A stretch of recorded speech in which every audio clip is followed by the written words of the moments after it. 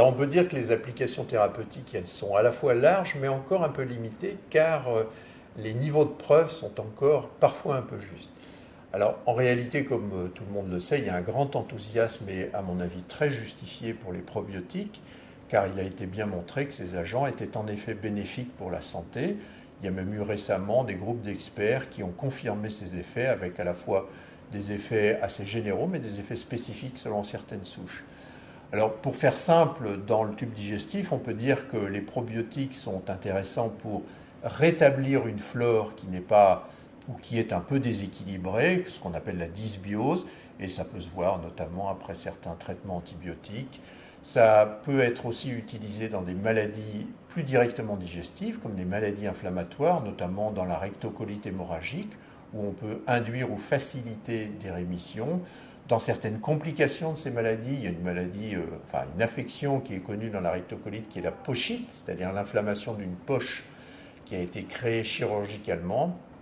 Et là aussi, les probiotiques ont vraiment montré des choses très intéressantes. Et puis il y a d'autres aspects, comme certaines infections chroniques récidivantes à certains germes, comme le Clostridium difficile.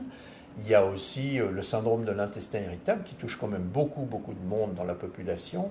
Et là, il y a vraiment aussi des résultats très intéressants.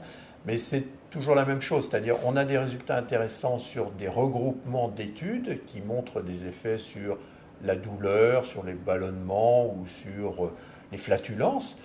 Mais le problème, c'est que tout ça regroupe souvent des études assez hétérogènes, avec des méthodologies assez différentes, des groupes de patients parfois également différents. Et puis la nécessité de véritablement s'assurer que ces effets sont reproduits avec d'autres souches, puisque, encore une fois, ces souches sont parfois assez différentes. Alors, il faut savoir que les problèmes de flore, ou de ce qu'on appelle maintenant le microbiote, sont complexes, car nous avons tous un microbiote qui nous appartient bien, et qui est même une signature qui permet de nous différencier de notre voisin. Donc, c'est pour ça qu'il est parfois difficile de généraliser les effets, notamment avec certaines souches, car il est certain que certaines souches peuvent convenir à certains microbiotes, alors qu'ils seront avec un effet plus modéré, voire absent, dans d'autres types de microbiotes. Donc véritablement, on évoluera sans doute vers une caractérisation personnalisée du microbiote pour ensuite décider, ou en tout cas cibler plus précisément les prescriptions de probiotiques.